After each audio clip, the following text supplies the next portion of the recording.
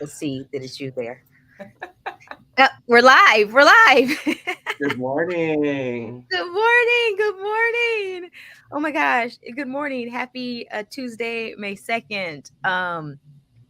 Give you all a moment to, if you want to share this somewhere, please go to your social media and share this right now. I'm going to take just a moment to do that. Good morning, Long Beach and everywhere else. It's Jerlene. I'm live with some folks for a real short, brief conversation on an event that's taking place on May 4th.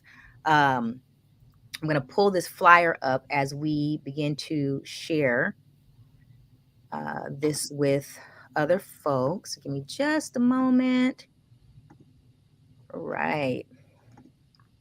Pull this up just for a moment. Good morning, Long Beach. All right. Good morning, Long Beach. All right. It's Jerlene live. This morning, I am joined with two community members. They're going to introduce themselves in just a moment. And they are going to be talking about why folks should attend conversations on reimagining school safety on Thursday, May 4th at 6 p.m. at Browning High School. If all of you, well, for those of you who have been like keeping tapped into what's going on in our city, back in September of 2021, a young woman was shot and killed by a Long Beach Unified School District school safety officer. And when that took place, community members basically mobilized. They mobilized, one, to provide support for the family, but they also mobilized to reinvigorate conversations around safety for our students. We were coming out of 2020, so these conversations were happening in 2020 post George Floyd. These conversations have been happening as far back as 2013.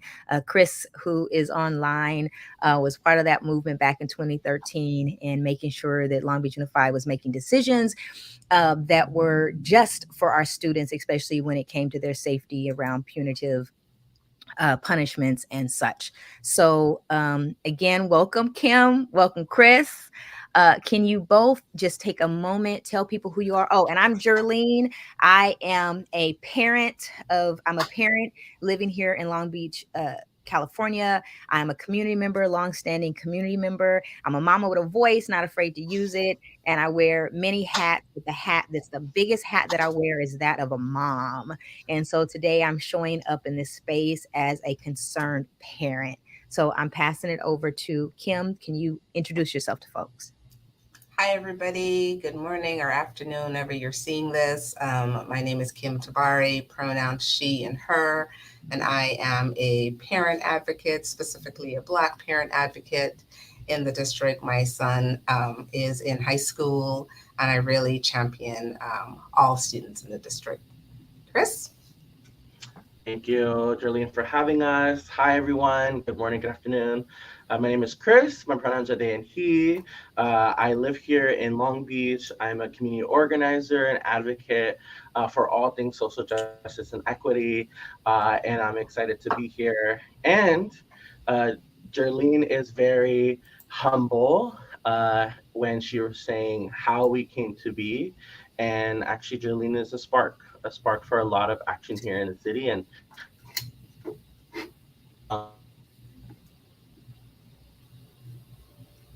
Uh-oh. Seem like we got some lag. They didn't want you to hear that part, Chris. They didn't want you to hear that oh part. no, you are the spark. You got us here. You are way too humble. Thank you. Thank you, Chris. I know both of you have a limited amount of time, yet we wanted to just spend a little bit of time to invite, I know you invite people to the event that is taking place on May 4th and tell people what this event is about. So go for it. I mean, however you choose to share information, can you tell people why this event is important? Tell them how we got here, first of all. How do we get here to this? Why are we here? What do you hope to accomplish by this event? Who should attend? So I'm gonna take myself down and I want you guys to just go for it. Chris, you want to kick us off how we got here? Quick and Yes, dirty? I can definitely share how we got here. So, as Jerlene mentioned earlier, Long Beach has a rich history of organizing and advocacy when it comes to justice, starting back way in the 60s all the way until now. So, the work that we're doing in advocating for a reimagined version of safety has been in the works for many years, and we're continuing that legacy. And so, we're here because there are safety concerns, and there are statistics and research of our students here in Long Beach being in a place where they need additional services. We're hearing from school sites that there are lots of conflicts and disconnection from students with each other and with their teachers on campus. And so, when you have disconnections and conflict and lack of resources and investments on our school campuses, it creates an environment of conflict, fights could happen. Um, Disconnections with teachers are bound to happen as well.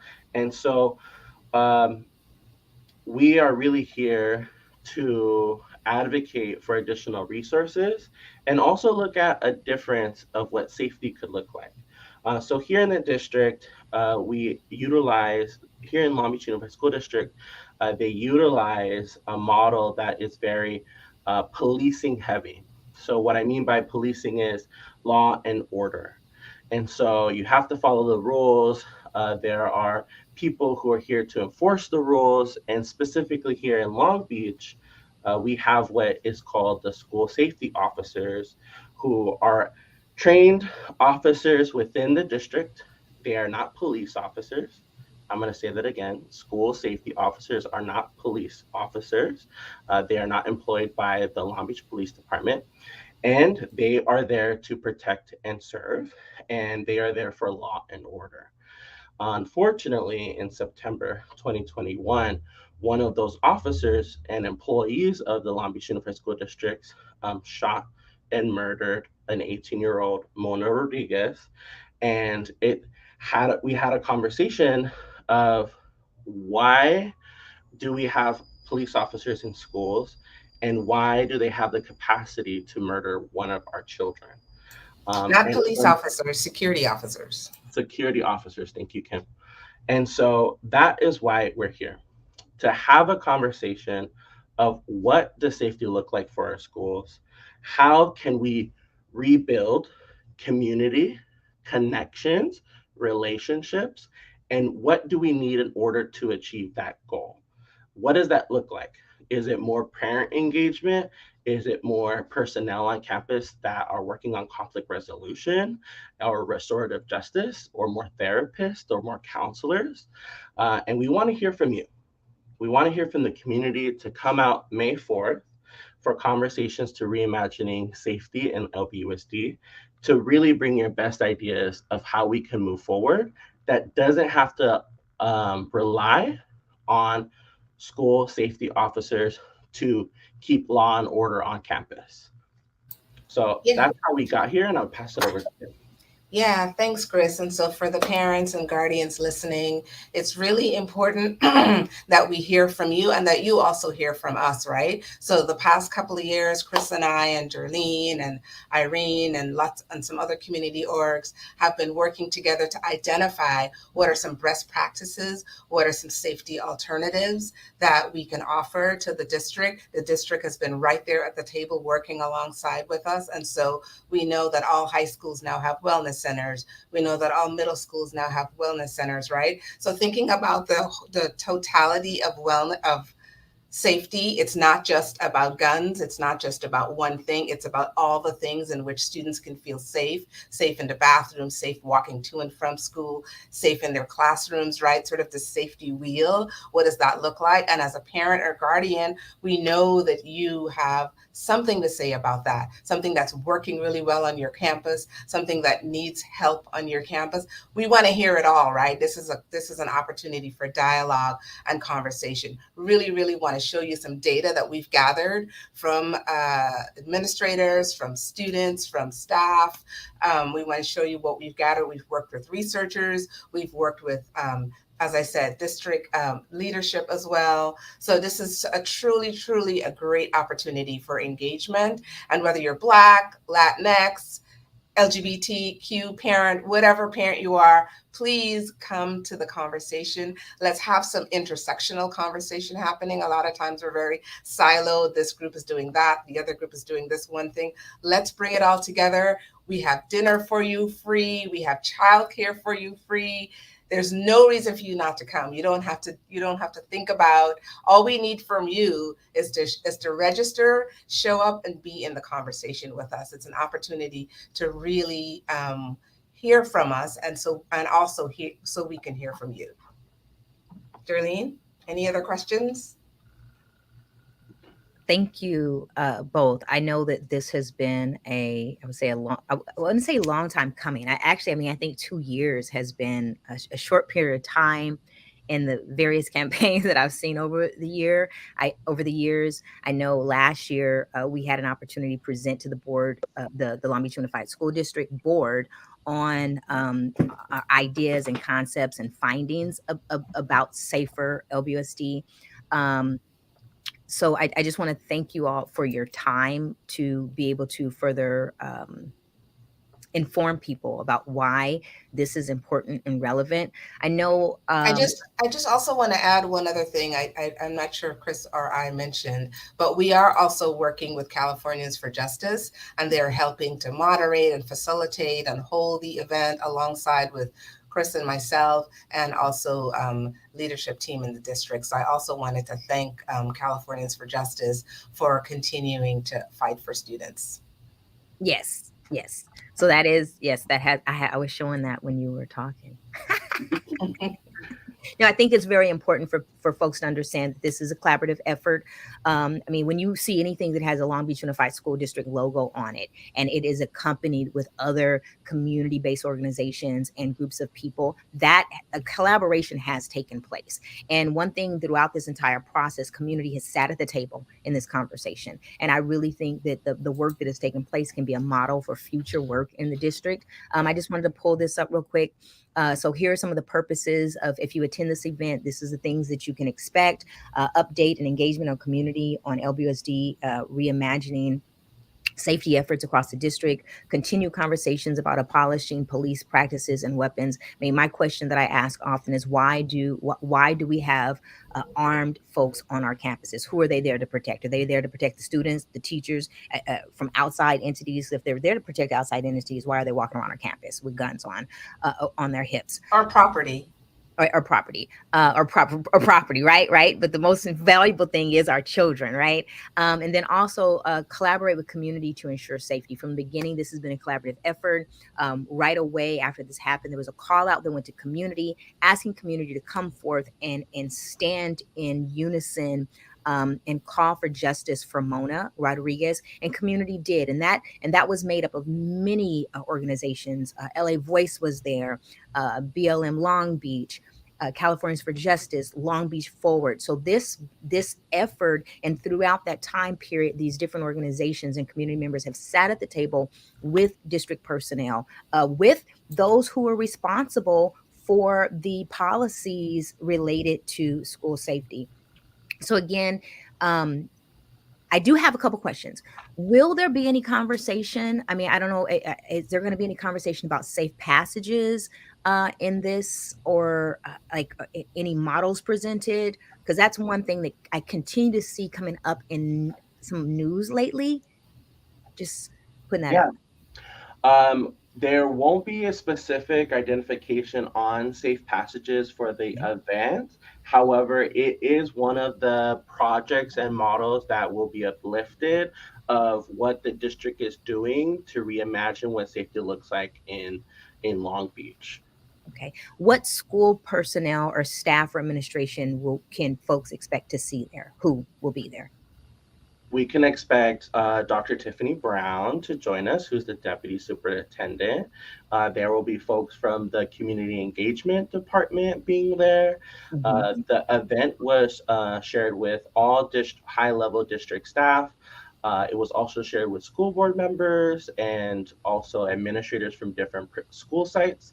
So we they are invited to join. And the primary audience for the day will be parents, students, incoming families, folks that don't have students but are invested in the district should also come. It's open to community. So, yes, that's you watching. Join us on May 4th from come at 5:30 for dinner, and we're going to start exactly at 6 and we'll end at 8 p.m. Again, I want to highlight we have gift cards for opportunity drawings, and we have some awesome swag that we'll be giving out as well. So please do share this out. The link to register should be in the comments for this video. And we expect to have a really good, informative conversation and generative idea brainstorming session with you all. Okay, I'm gonna shake this up a little bit because I can't help myself. I can't help Go for myself. it. Have any of the Long Beach Unified School District board members RSVP to attend this? I can check while we talk about it. I'm not That's sure. okay. You don't have to check, but I'm because one thing that I have noticed is an absence of conversation from our individual board members on this conversation of safety. So I had to put that out there. So if you are a board member or if you're hanging tight with some of your board members, can you remind them that it's so important for them to be part of this conversation because they represent those who have concerns about safety, and it is very important that they are listening to what the needs are. So I'm going to pull any last things to say before I close this out. Yeah, please do ask folks to register. We cannot remind folks enough. By registering, you're letting us know that you're coming or you have the intent to come so that we can provide food. So the space holds for up to 300 folks or 200 comfortably. And we want to make sure that we're providing enough food for folks to join. We're about around the 35, 40 RSVPs at this time. So we have the resources, we have the support to have you in the room. Let's pack the room and have a generative conversation. Thank you all. If you're watching this, today is May 2nd. That means there's plenty enough time to share this video with other folks. Please share it. Please post it in spaces where you know parents are active and have concerns. Please text this to individuals. Also, registration, although on the flyer it says that registration was going to be closing on May 1st, I've been told the registration is going to remain open. It's very important that you register because that way we make sure there's plenty of food to feed folks. Also, there's childcare. There will be childcare. So if you have small children and you want to make sure that they're occupied, my little one loves the childcare, y'all. That's all I got to say. So thank Yeah, and you. I know parents are usually and guardians are usually not sure if to come to things. I would say just come, even if you're unsure. Just come. We need to start building community with each other. We need to know who we are. The pandemic has kept us separated for a really long time. So please come out to Brownon High School. We really look forward to seeing you. And thank you, Jerlene, for the platform and for all that you do. See y'all on Thursday. Thank y'all. If you're watching this, please share, like, react, comment. Let us know that you were here. Give us a thumbs up. If you don't like it, let us know you don't like it. If you whatever it is, but please be part of the engagement process. You can watch and share this on Facebook and YouTube. Thank you all. This is Jerlene live, Talk of the Town here in Long Beach, and catch you later.